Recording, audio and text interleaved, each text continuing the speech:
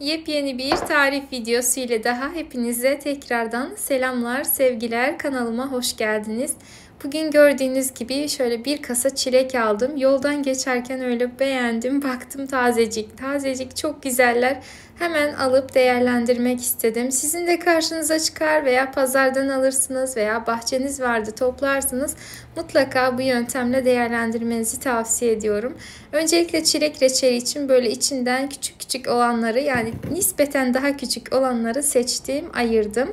Ben çilek reçelinde genellikle çilekleri doğramayı sevmem. O yüzden küçük çilekleri kullanmayı tercih ediyorum. Sizler de benim gibi yapabilirsiniz. Eğer çok büyük olursa sonrasında doğrayabilirsiniz. Tamamen size kalmış. Önce uygun bir leğenin içerisine aldım. Üzerine geçene kadar su ekledim. 2-3 yemek kaşığı kadar sirke ilavesi yaptıktan sonra 3-4 dakika böyle güzelce beklettim. Ardından yıkıyorum.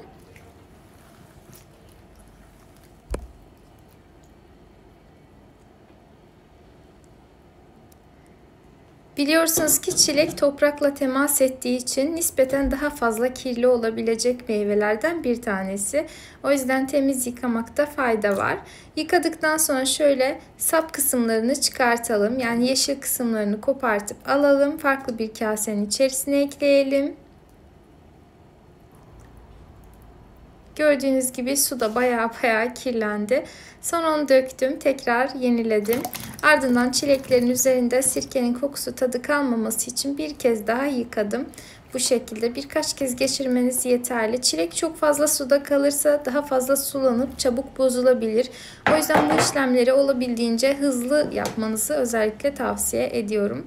Hemen şöyle tekrardan yıkadıktan sonra, yani ikinci yıkamadan sonra hızlıca reçel yapacağımız tencerenin içerisine alalım.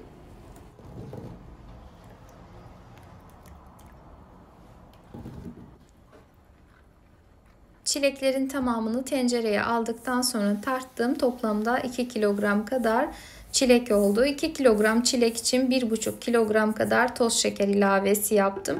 Bozulma, ekşime olmaması için daha az miktarda şeker kullanmanızı asla tavsiye etmem. Kapağını kapattıktan sonra oda sıcaklığında 4-5 saat kadar dinlenmeye aldım. Bir gece öncesinden de dinlendirebilirsiniz. Ancak çilek çok fazla bozulmaya meyilli bir meyve olduğu için özellikle çok uzun süre dinlendirmenizi asla tavsiye etmem. Tadı ve lezzeti değişmesin. Evet, ne kadar şekerde kalırsa kalsın yine de kaynamadığı sürece bozulma olabilir. Aklınızda bulunsun. 4-5 saat yeterlidir diye düşünüyorum. Geriye kalan çilekleri de ayıkladım, temizledim. Yine aynı şekilde sterilize ettiğim kavanozlara doldurduktan sonra üzerlerine birer çay bardağı olacak şekilde toz şeker ilavesi yapıyorum.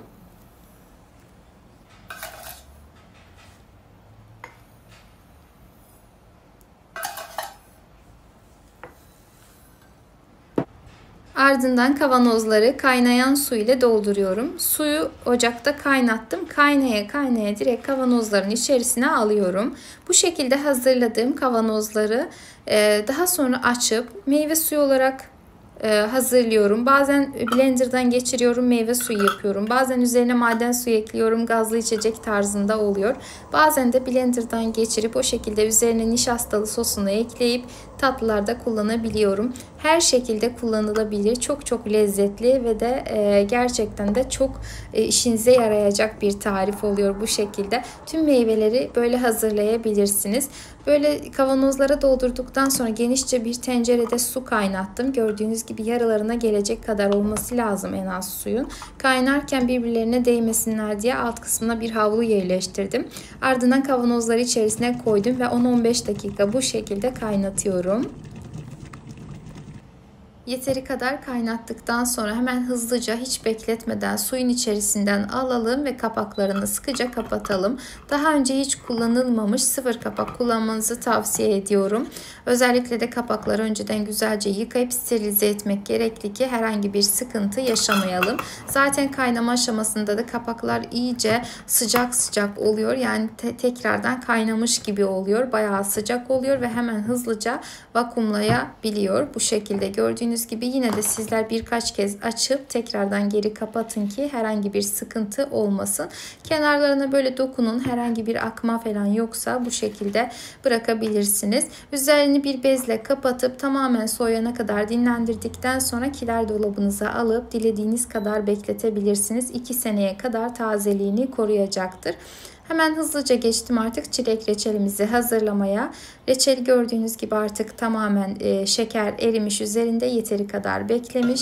Üzerine bir yemek kaşığı kadar limon suyu ekledim. Limon suyumuz mutlaka taze olmalı. Tuzunu kullanmanızı tavsiye etmem. Kimyevi olduğu için, yani gerçek limon tuzu olmadığı için, kimyasal olduğu için tavsiye etmiyorum. Suyu da yine aynı şekilde özellikle taze kullanın ki daha da güzel olsun. Şekerlenmesini önlemesi için kullanıyoruz bu arada limonu.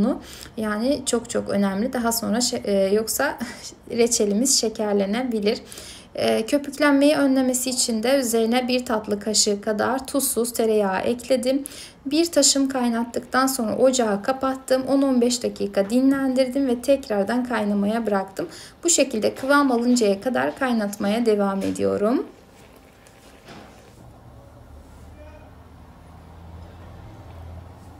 Videodan da göründüğü gibi hacmi gitgide azalmaya başladı. Kıvamı da yeteri kadar tutmaya başladı. Kıvamını anladıktan sonra artık üzerindeki köpükleri alabiliriz. Tereyağı zaten köpükleri yeteri kadar kesmişti. Yine de üzerinde birazcık köpükleri kalmış. Onları hızlıca topladım ki reçelimin kalitesini düşürmesin. Hızlıca kıvamını da kontrol ettikten sonra hemen ocaktan alıp kavanozlama işlemine başlıyorum.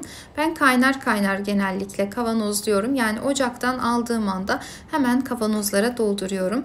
Kullandığımız kavanozlar mutlaka ve mutlaka daha önce tertemiz yıkanmış olması, yani sterilize edilmiş olması lazım. Ben genelde kaynar suyla yıkarım, temizlerim. Daha sonra içerisinde bir damla su bile kalmayacak şekilde güzelce kuruladıktan sonra reçellerimi doldururum. Özellikle reçel tariflerinde içerisinde su kalmamasına mutlaka dikkat etmeniz lazım ki reçelinizi ekşitmesin, bozulma veya herhangi bir şey olmasın. Yine daha önce hiç kullanmadığım kapakları sterilize ettikten sonra kullandım. Güzelce kapağı en az 1-2 sefer kontrol ederek kapatmanız lazım ki iyice vakumlanabilsin. Vakumlandıktan sonra 2-3 seneye kadar dilediğiniz kadar bekletebilirsiniz. Bu arada sıcak olmayan, serin, güneş görmeyen kuru bir ortamda, yani kiler dolabınızda bekletebilirsiniz ama inanın sıcaklığın da pek bir önemi olmuyor açıkçası. Yani sıcak bir yerde, mutfakta bile bekletseniz herhangi bir sıkıntı yaşamazsınız. Önemli olan güzelce vakumlanmış olması.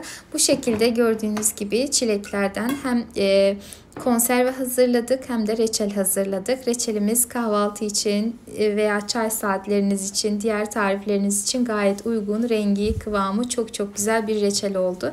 Böyle bu konserveleri de dediğim gibi her alanda kullanabilirsiniz. İster tatlı tariflerinizde sos olarak kullanın, isterseniz meyve suyu gibi tüketebilirsiniz. Sizlerle birlikte bir videolu tarifin daha sonuna gelmiş bulunmaktayız. Yepyeni tariflerde tekrardan görüşmek üzere. Kendinize çok iyi bakın. Allah'a emanet olun. Evinizin bereketi, kalbinizin huzuru daim olsun.